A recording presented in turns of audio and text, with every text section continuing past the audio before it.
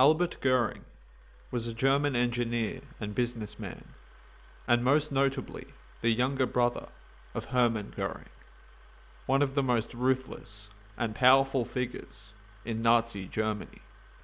Despite his close connection with his infamous brother, Albert stood in direct moral opposition to the regime, and repeatedly risked his life to help Jews, political dissidents, and other victims of the Third Reich.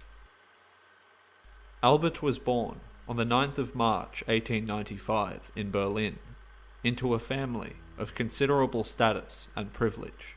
His father, Heinrich Ernst Göring, served as a colonial administrator and diplomat, whose duties frequently took him abroad to the German colonies of modern-day Namibia and Haiti. His mother, Franziska Tiefenbrunn, came from a Bavarian Catholic background and would manage the family during Heinrich's frequent absences. During these long periods of separation, Franziska developed a close relationship with Dr. Hermann von Epstein, a wealthy physician of Jewish heritage and a well-known figure in Munich society. Von Epstein became the godfather to all 5 Göring children, and often housed the family at his lavish castle estates in Bavaria and Austria, where Albert spent much of his early childhood, alongside his older brother Hermann. While the pair had been raised together, it quickly became clear that they were very different. Hermann was described as being aggressive, defiant, and fascinated by militarism, while Albert was artistic, soft-spoken, and notably empathic. During the First World War, Hermann rose to prominence as a decorated fighter pilot, and was eventually given command of the squadron once led by the infamous Red Baron, Manfred von Richthofen. Albert, by contrast, served in the trenches as a signals engineer. He would be wounded twice throughout the war, once at the First Battle of Ypres in November of 1914, and again in July of 1918, when he sustained a gunshot wound to the abdomen. By the end of the conflict, he had risen to the rank of First Lieutenant, and was awarded both the Iron Cross First and Second Class for bravery in the field. Following Germany's defeat, the nation descended into political chaos. Hermann, consumed by bitterness and ambition, gravitated toward the radical politics that eventually brought him into Adolf Hitler's orbit.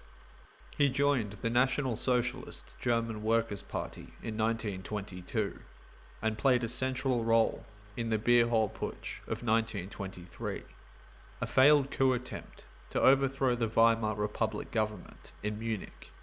During the uprising, he was shot in the groin, an injury that left him in chronic pain, and led to a lifelong morphine addiction. Albert, on the other hand, had returned to civilian life with little interest in politics.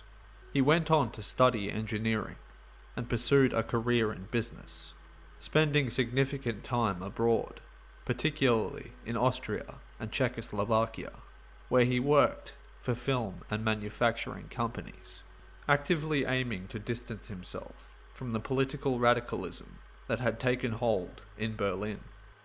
When the Nazis came to power in 1933, Hermann rapidly consolidated his influence within the new regime. He was first appointed president of the Reichstag, and soon after became the minister-president of Prussia, followed by his appointment as commander-in-chief of the Luftwaffe in 1935. Throughout this period, Albert stood firmly opposed to the regime, and openly expressed disdain for his brother's political transformation.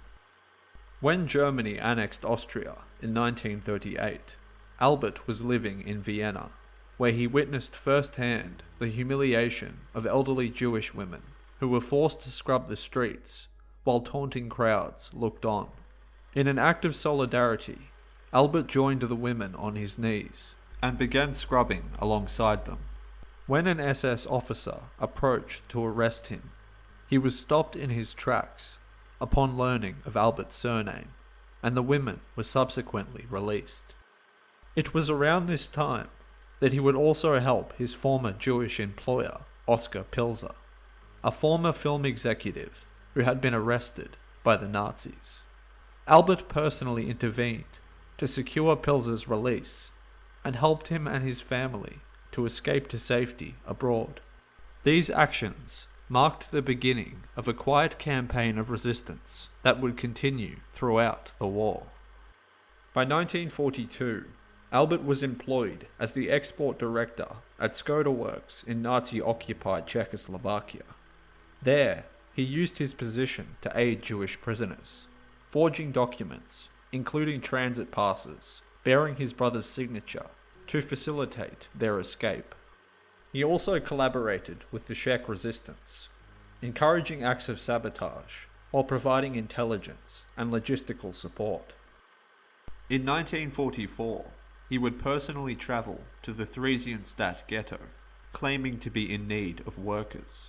Though once granted access, he freed the prisoners and escorted them to safety. His activities would not go unnoticed for long. He was arrested several times by the Gestapo under suspicion of crimes against the state. Each time, his brother intervened to secure his release, though Hermann warned him that his position was growing precarious. By late 1944, the Gestapo issued a death warrant for Albert, ordering that he be executed on sight, forcing him to go into hiding in Prague. Following Germany's defeat in 1945, both Göring brothers were taken into Allied custody. Hermann, as one of the most senior and notorious leaders of the Nazi regime, became a principal defendant at the Nuremberg trials.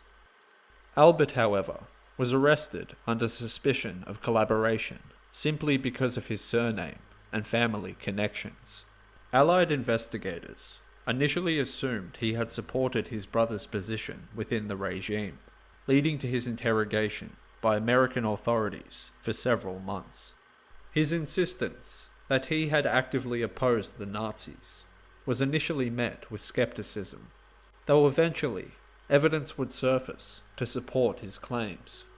One after another, people he had helped during the war began to come forward to testify on his behalf, providing written statements and eyewitness accounts of his interventions.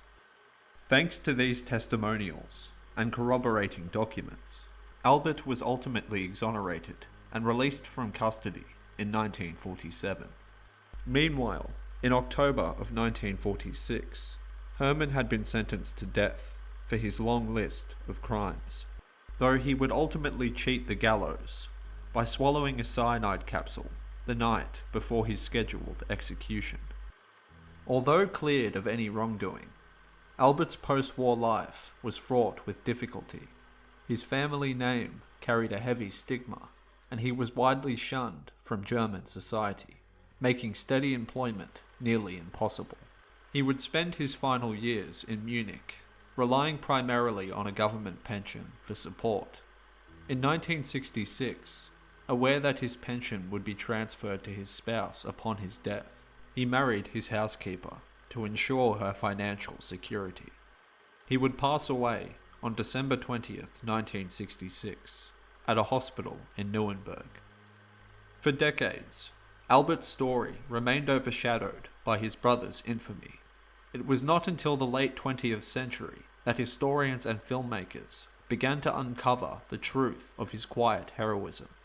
In the present day, he is remembered as a symbol of individual moral courage amid one of history's darkest eras.